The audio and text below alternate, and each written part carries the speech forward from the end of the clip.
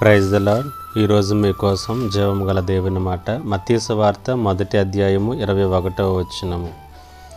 ఆమె ఒక కుమారుని కనును, తన ప్రజలను వారి పాపముల నుండి ఆయనే రక్షించును. యేసుక్రీస్తు లోకానికి రావటంలో కలిగినటువంటి మరొక ఉద్దేశాన్ని వచనం మనకు తెలియచేస్తుంది. తన ప్రజలను వారి పాపముల నుండి ఆయన రక్షించటము కొరకు లోకానికి వచ్చాడు. రక్షణ కార్యములో క్రీస్తు సర్వమానవాళిని కూడా వారి పాపముల నుండి విమోచించడానికే దిగివచ్చాడు. అందుకనే బాప్తిస్మం ఇచ్చేటటువంటి యోహాను యేసుక్రీస్తును చూసి, ఇదిగో లోక పాపములు మోసుకొని పోవు దేవుని గొర్రెపిల్ల అని చెప్పాడు. దేవుని గొర్రెపిల్లగా మన పాప భారములను మోసుకుని వెళ్ళుచు మనకు విడుదలను విముక్తిని అందించుట కొరకు ఆయన ఈ లోకములోనికి వచ్చి ఉన్నాడు.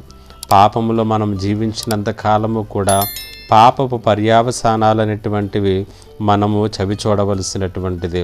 పాపము మనలను దేవుని దూరం పరిచేసింది, దేవుని ఉగ్రత గురి చేసింది, మరణమునకు పాత్రులుగా చేసింది. వీటన్నిటి నుండి కూడా మనల్ని విమోచించటానికే యేసు ఈ లోకానికి వచ్చాడు. ఈ క్రిస్మస్ దినములలో అలాంటి క్రీస్తుని సమీపించి మనము పాపముల నుండి విడుదల పొందుదాం. పరిశుద్ధాత్మ దేవుడు మనకు తన కృపను అనుగ్రహించునుగాక. ఆమేన్. ప్రార్థన. మా దేవా, నీకు వందనాలు, స్తుతులు, స్తోత్రాలు. ఈ మాటల చేత ప్రతి ఒక్కరిని కూడా బలపరిచి మేము పాప విముక్తులము అవుట కొరకు మీరు వచ్చినటువంటి ఉద్దేశంలో మా జీవితంలో కట్టమని యేసు నామములో అడిగి వేడుకొనుచున్నాను తండ్రి. ఆమేన్.